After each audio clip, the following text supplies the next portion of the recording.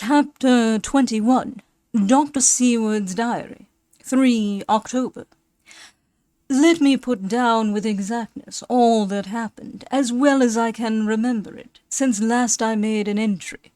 Not a detail that I can recall must be forgotten. In all calmness I must proceed. When I came to Renfield's room, I found him lying on the floor on his left side in a glittering pool of blood. When I went to move him, it became at once apparent that he had received some terrible injuries. There seemed none of that unity of purpose between the parts of the body which marks even lethargic sanity. As the face was exposed, I could see that it was horribly bruised, as though it had been beaten against the floor. Indeed, it was from the face wounds that the pool of blood originated. The attendant who was kneeling beside the body said to me as we turned him over, "I think, sir, his back is broken. See, both his right arm and leg and the whole side of his face are paralyzed." How such a thing could have happened puzzled the attendant beyond measure. He seemed quite bewildered, and his brows were gathered in as he said, "I can't understand the two things. He could mark his face like that by beating his own head on the floor. I saw a young woman do it once at the Eversfield Asylum before anyone could lay hands on her. And I suppose he might have broke his neck by falling out of bed, if he got in an awkward kink. But for the life of me, I can't imagine how the two things occurred. If his back was broke, he couldn't beat his head, and if his face was like that before the fall out of bed, there would be marks of it. I said to him, 'Go to Dr. Van Helsing and ask him to kindly come here at once. I want him without an instant's delay.' The man ran off, and within a few minutes the professor, in his dressing gown and slippers, appeared. When he saw Renfield on the ground, he looked keenly at him a moment, and then turned to me. I think he recognized my thought in my eyes, for he said very quietly, manifestly for the ears of the attendant, 'Ah, a sad accident. He will need very careful watching, and much attention. I shall stay with you myself, but I shall first dress myself. If you will remain, I shall in a few minutes join you.' The patient was now breathing stertorously, and it was easy to see that he had suffered some terrible injury. Van Helsing returned with extraordinary celerity, bearing with him a surgical case. He had evidently been thinking and had his mind made up, for almost before he looked at the patient, he whispered to me, 'Send the attendant away. We must be alone with him when he becomes conscious, after the operation.' So I said, 'I think that will do now, Simmons. We have done all that we can at present. You had better go your round, and Dr. Van Helsing will operate. Let me know instantly if there be anything unusual anywhere.' The man withdrew, and we went into a strict examination of the patient. The wounds of the face was superficial.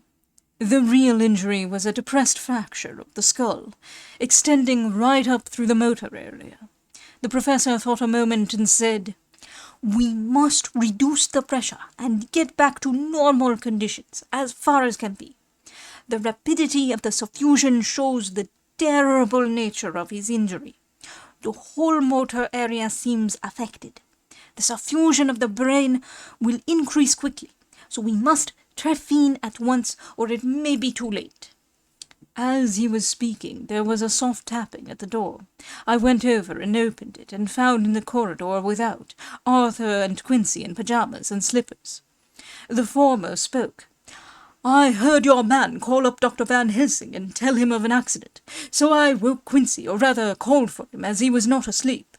Things are moving too quickly and too strangely for sound sleep for any of us these times. I've been thinking that tomorrow night we'll not see things as they have been.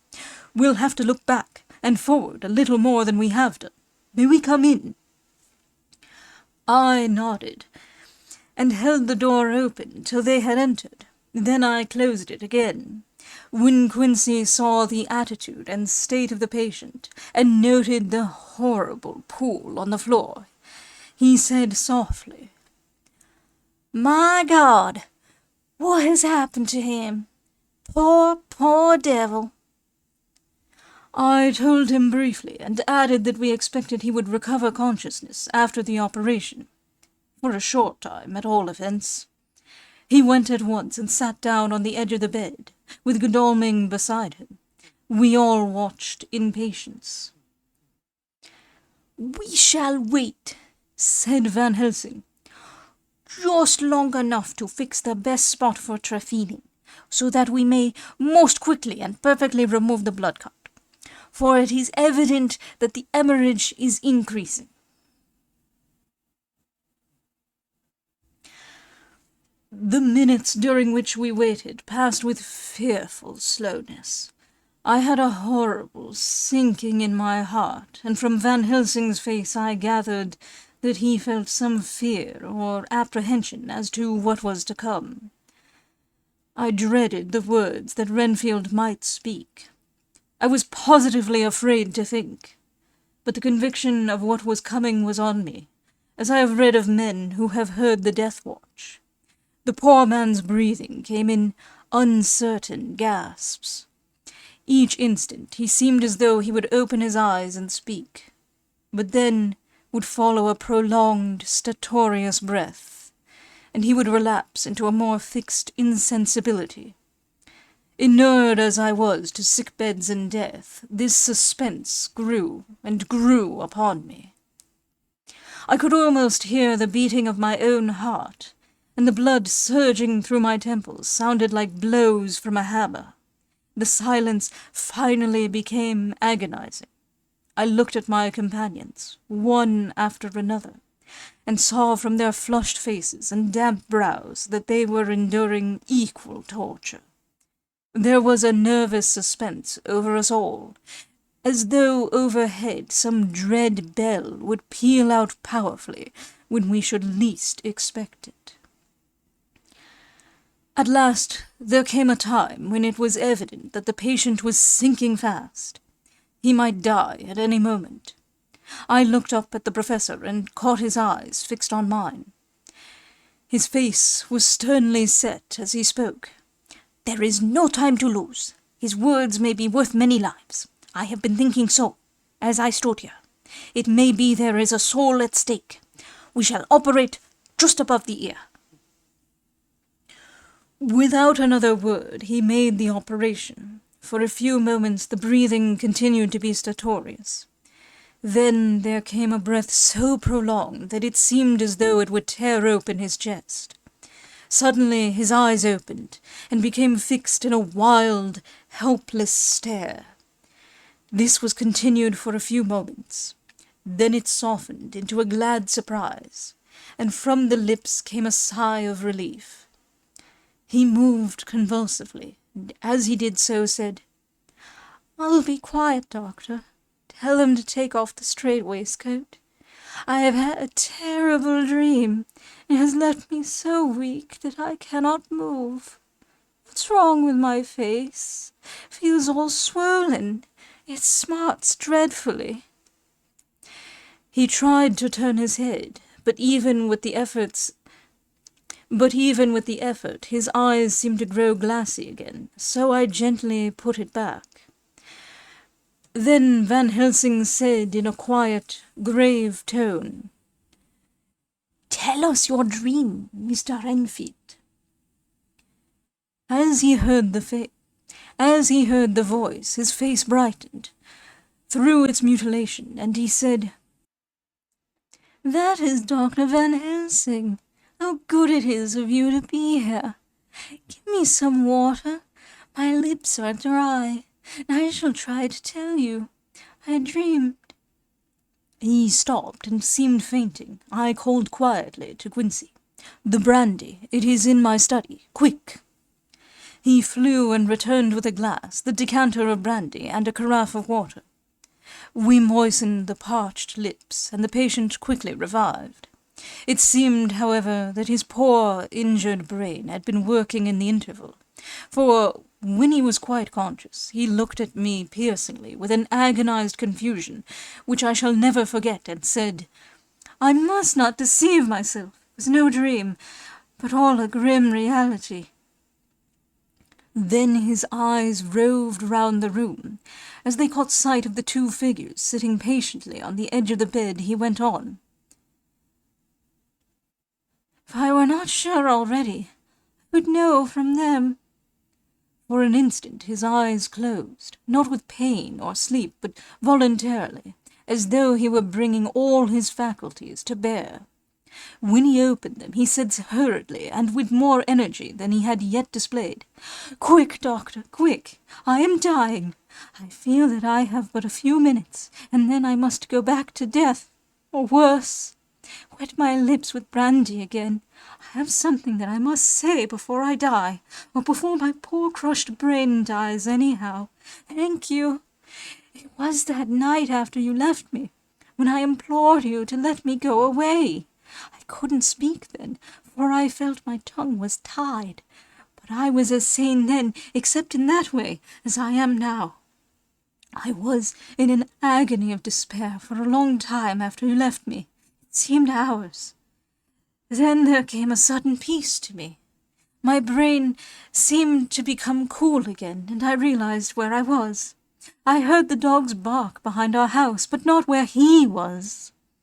As he spoke, Van Helsing's eyes never blinked, but his hand came out and met mine and gripped it hard. He did not, however, betray himself. He nodded slightly and said, "Go on." In a low voice, Renfield proceeded. "He came up to the window in the mist, as I had seen him often before, but he was solid then, not a ghost, and his eyes were fierce like a man's when angry. He was laughing with his red mouth. Sharp white teeth glinted in the moonlight when he turned to look back over the belt of trees, to where the dogs were barking. I wouldn't ask him to come in at first, though I knew he wanted to, just as he had wanted all along. Then he began promising me things, not in words, but by doing them." He was interrupted by a word from the professor. "How?" "By making them happen, just as he used to send in the flies when the sun was shining. Great big fat ones with steel and sapphire on their wings, and big moths in the night with skull and crossbones on their backs." Van Helsing nodded to him as he whispered to me unconsciously, "The Acherontia Itertropus of the Sphinges. What you call the death's head moth." The patient went on, without stopping. Then he began to whisper, "Rats, rats, rats! Hundreds, thousands, millions of them, and everyone alive. And dogs to eat them, and cats too, all lives, all red blood, with years of life in it, and not merely buzzing flies." I laughed at him, for I wanted to see what he could do. Then the dogs howled away beyond the dark trees in his house. He beckoned me to the window. I got up and looked out, and he raised his hands and seemed to call out without using any words. A dark mass spread over the grass, coming on like the shape of a flame of fire. And then he moved the mist to the right and left, and I could see that there were thousands of rats with their eyes blazing red, like his, only smaller. He held up his hand, and they all stopped, and I thought he seemed to be saying, "All these lives will I give you, aye, and many more and greater. Through countless ages you will fall down and worship me." And then a red cloud, like the color of blood, seemed to close over my eyes. And before I knew what I was doing, I found myself opening the sash and coming to... And before I knew what I was doing, I found myself opening the sash and saying to him, "Come in, Lord and Master." The rats were all gone, but he slid into the room through the sash, though it was only open an inch wide, just as the moon herself has often come in through the tiniest crack, and has stood before me in all her size and splendor. His voice was weaker, so I moistened his lips with the brandy again, and he continued, but it seemed as though his memory had gone on working in the interval, for his story was further advanced. I was about to call him back to the point, but Van Helsing whispered to me, "Let him go on. Do not interrupt him. He cannot go back, and maybe he could not proceed at all if once he lost the thread of his thought." He proceeded. All day I waited to hear from him, but he did not send me anything, not even a blowfly. And when the moon got up, I was pretty angry with him. When he slid in through the window, though it was shut and did not even knock, I got mad with him. He sneered at me, and his white face looked out of the mist with his red eyes gleaming, and he went on as though he owned the whole place, and I was no one. He didn't even smell the same as he went by me. Couldn't hold him. I thought that somehow Mrs. Harker had come into the room. The two men sitting on the bed stood up and came over, standing behind him so that he could not see them, but where they could hear better. They were both silent, but the professor started and quivered. His face, however, grew grimmer and sterner still.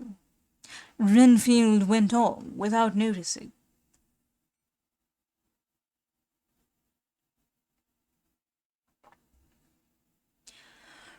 When Mrs. Harker came in to see me this afternoon, she wasn't the same. It was like tea after the teapot had been watered. Here we all moved, but no one said a word. He went on. I didn't know that she was here till she spoke, and she didn't look the same. I don't care for the pale people. I like them with lots of blood in them, and hers it all seemed to have run out. I didn't think of it at the time, but when she went away I began to think, and it made me mad to know that he had been taking the life out of her. I could feel that the rest quivered, as I did, but we remained otherwise still. So when he came tonight, I was ready for him. I saw the mist stealing in, and I grabbed it tight. I had heard that madmen have unnatural strength, and as I knew I was a madman, at times anyhow, I resolved to use my power. And he felt it too, for he had to come out of the mist to struggle with me. I held tight, and I thought I was going to win, for I didn't mean him to take any more of her life, till I saw his eyes. They burned into me, and my strength became like water. He slipped through it. When I tried to cling to him, he raised me up and flung me down. There was a red cloud before me, and a noise like thunder, and the mist seemed to steal away under the door. His voice was becoming fainter, and his breath more stertorous. Van Helsing stood up instinctively. "We know the worst now," he said. "He is here, and we know his purpose. It may not be too late. Let us be armed, the same as we were the other night. But lose no time. There is not an instant to spare." There was no need to put our fear, nay, our conviction, into words. We shared them in common. We all hurried and took from our rooms the same things that we had when we entered the Count's house. The professor had his ready, and as we met in the corridor, he pointed to them significantly as he said, "They never leave me, and they shall not till this unhappy business is over. Be wise also, my friends. It is no common enemy that we deal with. Alas, alas, that dear Madam Mina should suffer." He stopped. His voice was breaking, and I do not know if rage or terror predominated in my own heart. Outside the Harkers' door we paused. Art and Quincy held back, and the latter said, "Should we disturb her?" "We must," said Van Helsing grimly. "If the door be locked, I shall break it in." May it not frighten her terribly? It is unusual to break into a lady's room. Van Helsing said solemnly, "You are always right, but this is life and death. All chambers are alike to the doctor. And even were they not, they are all as one to me tonight. Friend John, when I turn the handle, if the door does not open, do you put your shoulder down and shove. And you too, my friends. Now. He turned the handle as he spoke, but the door did not yield. We threw ourselves against it. With a crash, it burst open, and we almost fell headlong into the room. The professor did actually fall, and I saw across him as he gathered himself up from hands and knees. What I saw appalled me. I felt my hair rise like bristles on the back of my neck, and my heart seemed to stand still. The moonlight was so bright that through the thick yellow blind the room was light enough to see. On the bed beside the window lay Jonathan Harker, his face flushed and breathing heavily as though in a stupor. Kneeling on the near edge of the bed, facing outwards, was the white-clad figure of his wife. By her side stood a tall, thin man, clad in black. His face was turned from us, but the instant we saw, we all recognized the Count, in every way, even to the scar on his forehead. With his left hand he held both Mrs. Harker's hands, keeping them away with her arms at full tension. His right hand gripped her by the back of the neck, forcing her face down on his bosom. Her white nightdress was smeared with blood, and a thin stream trickled down the man's bare breast, which was shown by his torn-open dress. The attitude of the two had a terrible resemblance to a child forcing a kitten's nose into a saucer of milk to compel it to drink. As we burst into the room, the Count turned his face, and the hellish look that I had heard described seemed to leap into it. His eyes flamed red with devilish passion.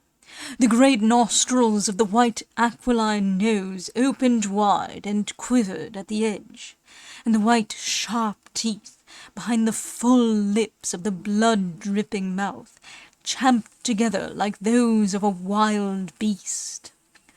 With a wrench which threw his victim back upon the bed as though hurled from a height, he turned and sprang at us. But by this time the professor had gained his feet and was holding towards him the envelope which contained the sacred wafer. The Count suddenly stopped, just as poor Lucy had done outside the tomb, and cowered back. Further and further back he cowered, as we, lifting our crucifixes, advanced. The moonlight suddenly failed, as a great black cloud sailed across the sky, and when the gaslight sprang up under Quincy's match, we saw nothing but a faint vapour. This, as we looked, trailed under the door, which with the recoil from its bursting open had swung back to its old position. Van Helsing, Art, and I moved forward to Mrs. Harker, who by this time had drawn her breath, and with it had given a scream so wild, so ear-piercing, so despairing that it seems to me now that it will ring in my ears till my dying day. For a few seconds she lay in her helpless attitude and disarray. Her face was ghastly, with a pallor which was accentuated by the blood which smeared her lips and cheeks and chin. From her throat trickled a thin stream of blood. Her eyes were mad with terror. Then she put before her face her poor crushed hands, which bore on their whiteness the red mark of the Count's terrible grip, and from behind them came a low, desolate wail which made the terrible scream seem only the quick expression of an endless grief. Van Helsing stepped forward and drew the coverlet gently over her body, whilst Art, after looking at her face for an instant despairingly, ran out of the room. Van Helsing whispered to me, "Jonathan is in a stupor, such as we know the vampire can produce. We can do nothing with poor Madam Mina for a few moments, till she recovers herself. I must wake him." He dipped the end of a towel in cold water, and with it began to flick him on the face. his wife all the while holding her face between her hands and sobbing in a way that was heartbreaking to hear. I raised the blind and looked out of the window. There was much moonshine, and as I looked I could see Quincy Morris run across the lawn and hide himself in the shadow of a great yew tree. It puzzled me to think why he was doing this, but at the instant I heard Harker's quick exclamation as he woke to partial consciousness, and turned to the bed. On his face, as there might well be, was a look of wild amazement. He seemed dazed for a few seconds, and then full consciousness seemed to burst upon him all at once, and he started up. His wife was aroused by the quick movement, and turned to him with her arms stretched out, as though to embrace him. Instantly, however, she drew them in again, and putting her elbows together, held her hands before her face, and shuddered till the bed beneath her shook. "In God's name, what does this mean?" Harker cried out. "Dr. Seward, Dr. Van Helsing, what is it? What has happened? What is wrong? Mina, dear, what is it? What does that blood mean? My God, has it come to this?" And raising himself to his knees, he beat his hands wildly together. "Good God, help us! Help her! Oh, help her!"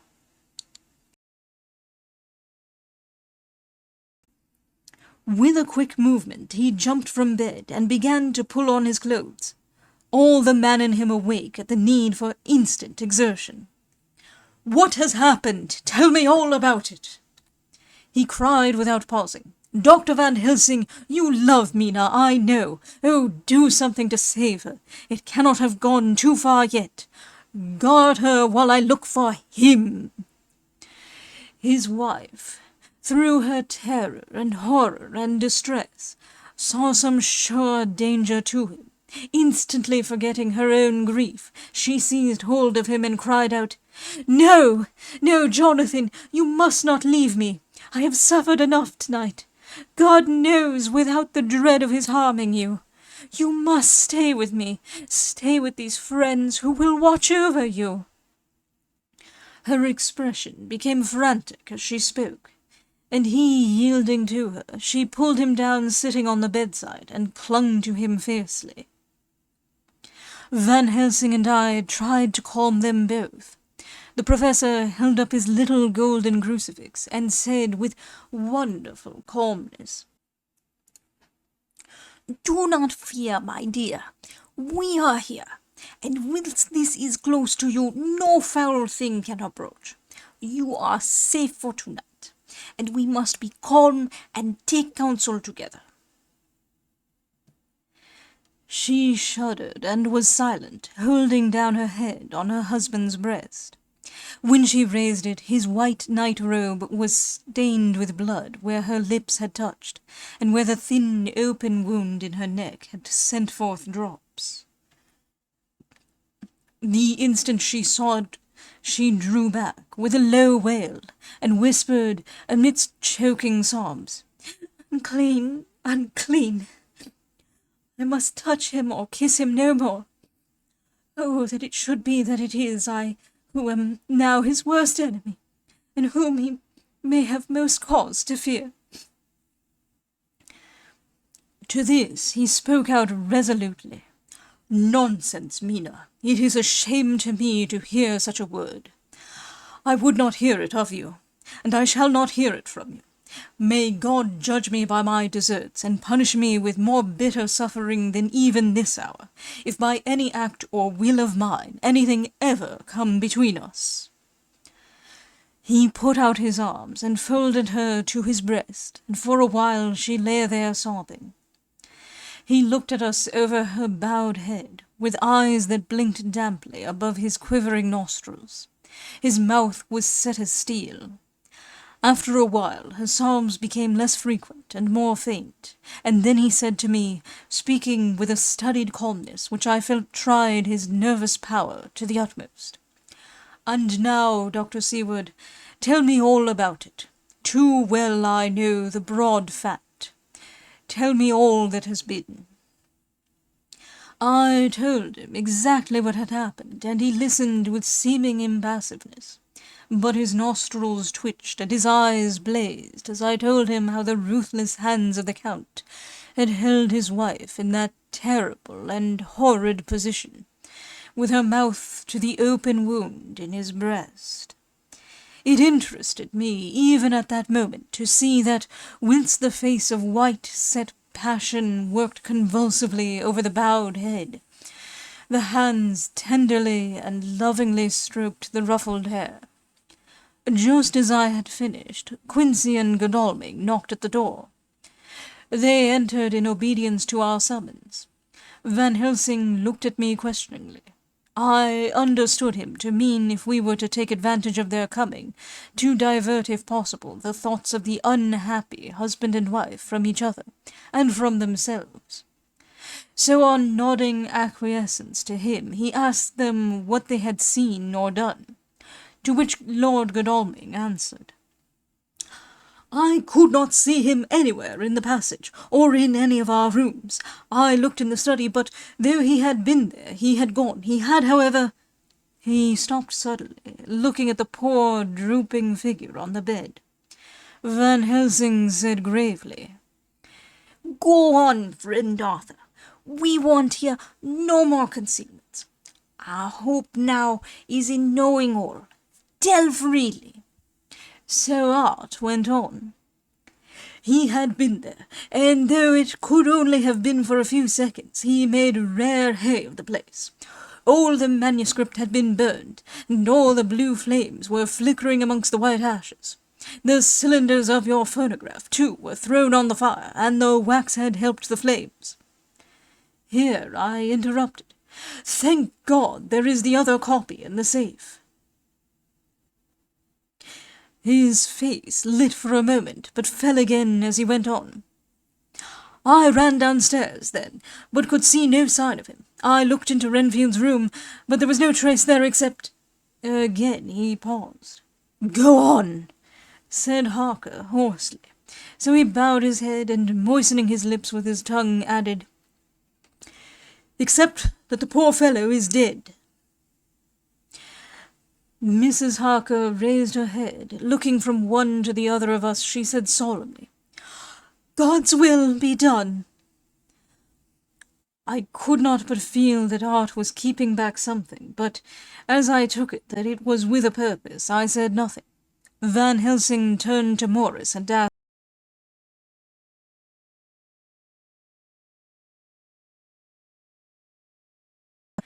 "And you, friend Quincy, have you any to tell?"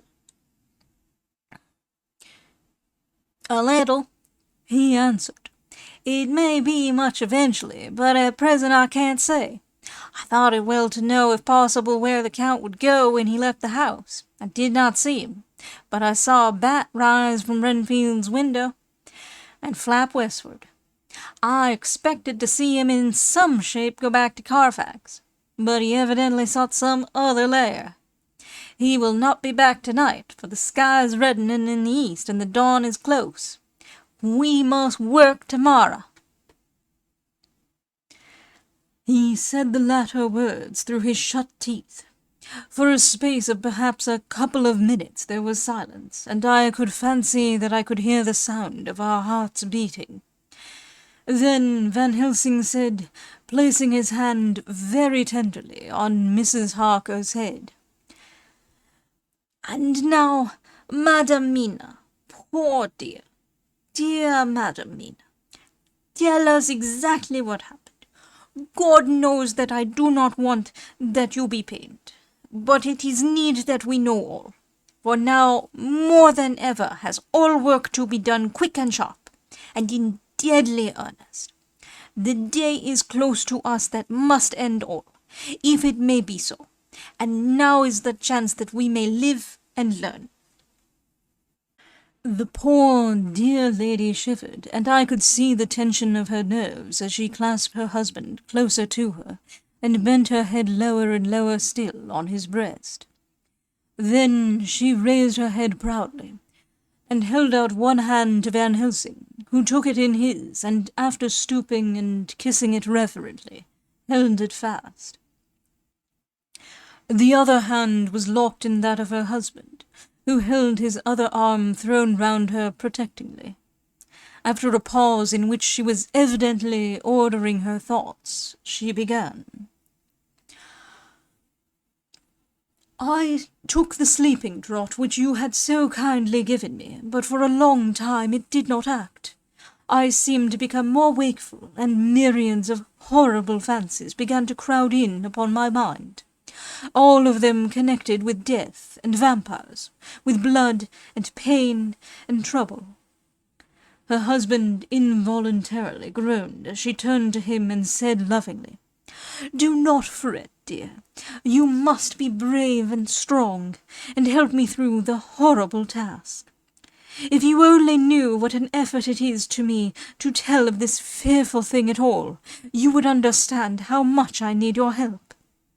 Well, I saw I must try to help the medicine to its work with my will, if it was to do me any good, so I resolutely set myself to sleep. Sure enough, sleep must soon have come to me, for I remember no more. Jonathan coming in had not waked me, for he lay by my side when next I remembered.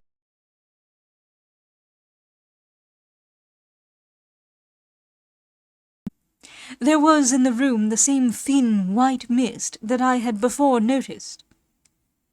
But I forget now if you know of this. You will find it in my diary, which I shall show you later. I felt the same vague terror which had come to me before, and the same sense of some presence. I turned to wake Jonathan, but found that he slept so soundly that it seemed as if it was he who had taken the sleeping draught, and not I. I tried, but I could not wake him. This caused me a great fear, and I looked around terrified. Then indeed my heart sank within me. Beside the bed, as if he had stepped out of the mist, or rather as if the mist had turned into his figure, for it had entirely disappeared, stood a tall, thin man, all in black. I knew him at once from the description of the others. The waxen face, the high aquiline nose, on which the light fell in a thin white line, the parted red lips, with the sharp white teeth showing between, and the red eyes that I had seemed to see in the sunset on the windows of St. Mary's Church at Whitby. I knew, too, the red scar on his forehead, where Jonathan had struck him. For an instant my heart stood still, and I would have screamed out, only that I was paralyzed. In the pause he spoke in a sort of keen, cutting whisper, pointing as he spoke to Jonathan. "Silence! If you make a sound, I shall take him and dash his brains out before your very eyes." I was appalled, and was too bewildered to do or say anything. With a mocking smile, he placed one hand upon my shoulder, and holding me tight, bared my throat with the other, saying as he did so, "First, a little refreshment to reward my exertions.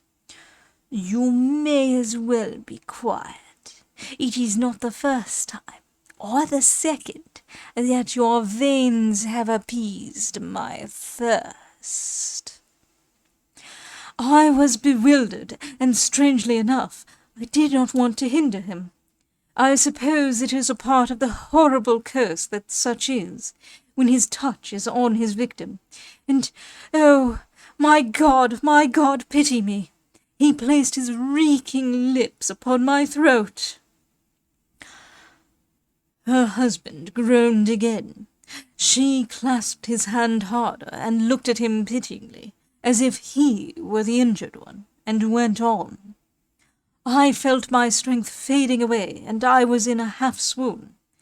How long this horrible thing lasted, I know not, but it seemed that a long time must have passed before he took his foul, awful, sneering mouth away. I saw it drip with the fresh blood. The remembrance seemed for a while to overpower her, and she drooped and would have sunk down but for her husband's sustaining arm. With a great effort, she recovered herself and went on. Then he spoke to me mockingly. "And so you, like the others, would play your brains against mine. You would help these men to hunt me and frustrate me in my designs. You know now, and they know in part already, and will know in full before long, what it is to cross my path. They should have kept their energies for use closer to home, whilst they played wits against me who commanded nations, and intrigued for them, and fought for them, hundreds of years before they were born. I was countermining, and you, their best beloved one, are now to me flesh of my flesh, blood of my blood, kin of my kin, my bountiful winepress for a while, and shall be later on my companion and my helper. You shall be avenged in turn, for not one of them but shall minister to your needs. But as yet you are to be punished for what you have done. You have aided in thwarting me. Now you shall come to my call. When my brain says come, to you, you shall cross land or sea to do my bidding. And to that end this." With that he pulled open his shirt, and with his long, sharp nails opened a vein in his breast. When the blood began to spurt out, he took my hands in one of his, holding them tight, and with the other seized my neck and pressed my mouth to the wound, so that I must either suffocate or swallow some of the— Oh, my God, what have I done? What have I done to deserve such a fate, I who have tried to walk in meekness and righteousness all my days? God pity me, look down on a poor soul in worse than mortal peril, and in mercy pity those to whom she is dear." Then she began to rub her lips as though to cleanse them from pollution. As she was telling her terrible story, the eastern sky began to quicken, and everything became more and more clear. Harker was still and quiet, but over his face, as the awful narrative went on, came a grey look which deepened and deepened in the morning light, till when the first red streak of the coming dawn shot up, the flesh stood darkly out against the whitening hair. We have arranged that one of us is to stay within call of the unhappy pair till we can meet together and arrange about taking action. Of this I am sure. The sun rises today on no more miserable house in all the great round of its daily course.